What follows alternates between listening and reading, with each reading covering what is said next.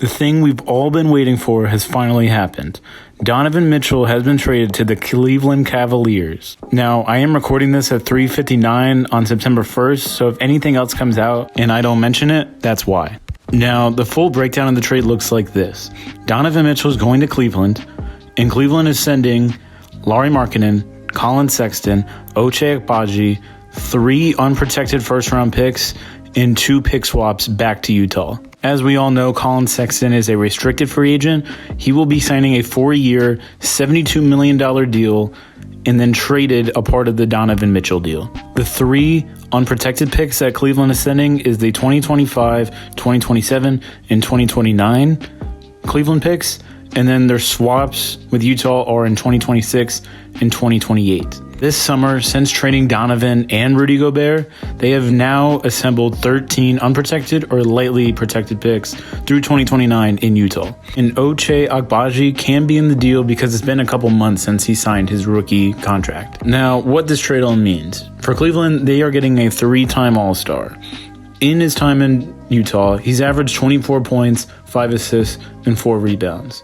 They're adding him to the already existing great young core of Darius Garland, Evan Mobley, and Jarrett Allen. His scoring and creation is a great addition to the team. It's something they were looking for last year when they added Karis LeVert. Having Donovan is just great to have with Garland. He can play off ball from Garland.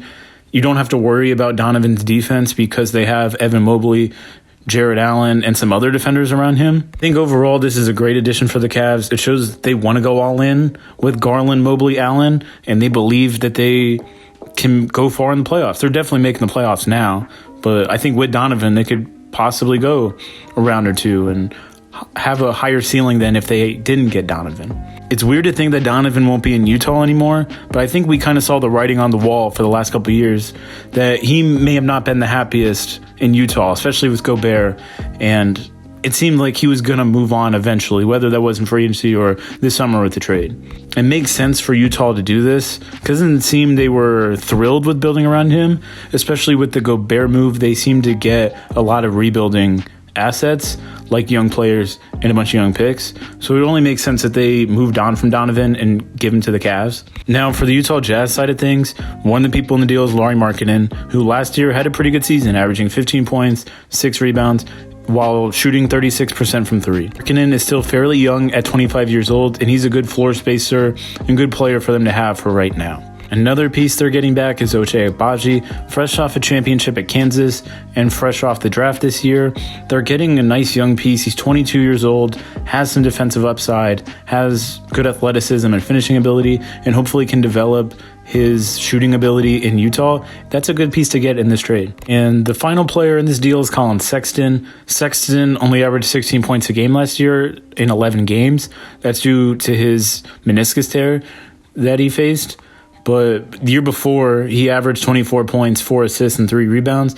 Definitely a bucket, definitely brings energy on defense. And that's a good young guard to have. He's still 23, going to be 24 soon. If you're Utah, you like getting a piece like that back. And hopefully he's able to be healthy and able to show that he can be a good guard in this league, a starting guard like he believes he can be. And if you're Cleveland, you're happy about this because you're getting Donovan, who is a better Sexton, should pair better with Garland than Sexton, hopefully. And if you're Cleveland, you now have a core moving forward, locked up, of Darius Garland, Donovan Mitchell, Evan Mobley, and Jarrett Allen. That is elite, and that is a team that can compete this year and for years to come.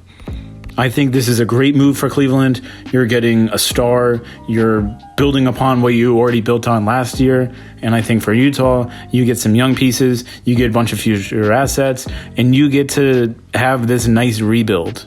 But I want to hear what you think of this trade. Do you think Cleveland overpaid? Do you think this was fair? Do you think that Donovan and those guys will mesh well and they'll be a competitor the next couple of years? Do you think Utah got some good pieces to rebuild?